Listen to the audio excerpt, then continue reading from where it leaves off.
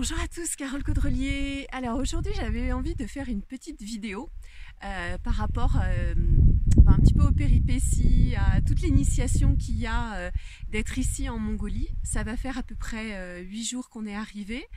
Voilà, là on vient de faire finir 4 jours de cheval à raison de 5-6 heures de cheval par jour. Et là j'ai pu goûter après la première journée d'arriver un petit peu dans la ville avec la perte de repères. Là avec les chevaux, ce qui s'est passé, c'est au bout de la troisième, quatrième journée, j'ai expérimenté vraiment la souffrance dans mon corps, la souffrance au niveau des genoux, au niveau des lombaires. Je me suis beaucoup raidie sur mon cheval et ça créait beaucoup de tension.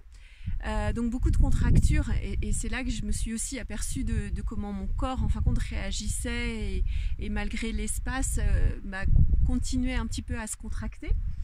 Et j'ai aussi eu la prise de conscience qu'après avoir goûté à la joie et à la paix pendant plusieurs jours, et finalement il y a une partie de moi qui a eu envie d'expérimenter à nouveau la souffrance.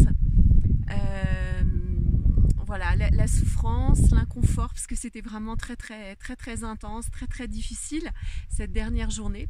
Donc voilà, ça fait à peu près 5 jours qu'on n'a pas eu qu'on n'a pas pu se laver, qu'il n'y a pas de sanitaire, donc on mange très bien, on dort dans des yourtes différentes tous les jours. Bon, on ne sait toujours pas à quelle heure les choses se passent, qu'est-ce qu'on va faire de notre journée.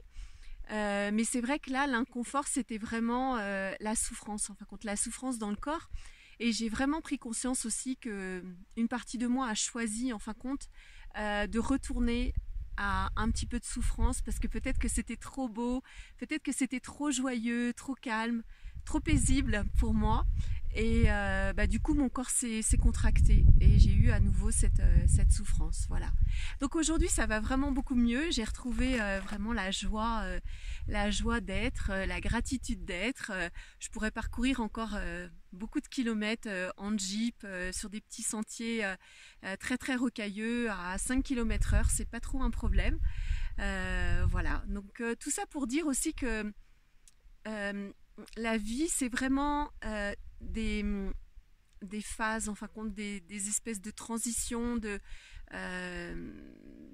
joie, de souffrance, mais c'est vraiment quelque chose qu'on a choisi.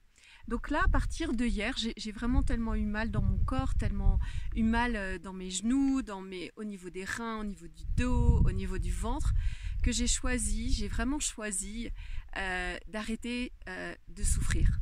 C'est vraiment un engagement que j'ai pris ici et il a fallu que j'attende la Mongolie pour le faire. L'engagement de ne plus souffrir, en tout cas d'arrêter de créer de la souffrance quand il n'y a pas besoin. Et aussi, si d'aventure ça m'arrivait d'avoir à nouveau des douleurs ou des souffrances, de tout de suite faire en sorte de rechoisir la légèreté, de rechoisir l'aisance dans mon corps, de rechoisir immédiatement la joie. Voilà. Donc qu'est-ce que vous allez choisir aujourd'hui? Qu'est-ce que nous allons choisir pour notre réalité? Et ça c'est vraiment ma grande prise de conscience que la joie se choisit et la souffrance se choisit aussi. Et qu'est-ce qu'il faudrait? Quelle énergie, espace et conscience est-ce que nos corps et nous-mêmes pouvons-nous être pour choisir à chaque instant la joie? Et c'est là aussi que je me rends compte que on est dans une société où la souffrance fait tellement partie de notre quotidien que aligner comme ça beaucoup de jours de joie, ça paraît tellement, c'est tellement entre guillemets anormal que voilà, on peut être tenté de revenir, mais de façon inconsciente ou même par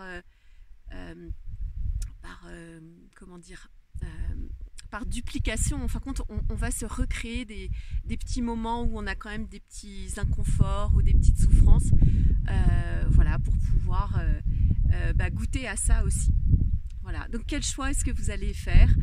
Quel choix est disponible à chaque instant, et comment est-ce qu'on peut choisir à chaque instant la joie plutôt que choisir l'inconfort et la souffrance? Je vous dis à très bientôt.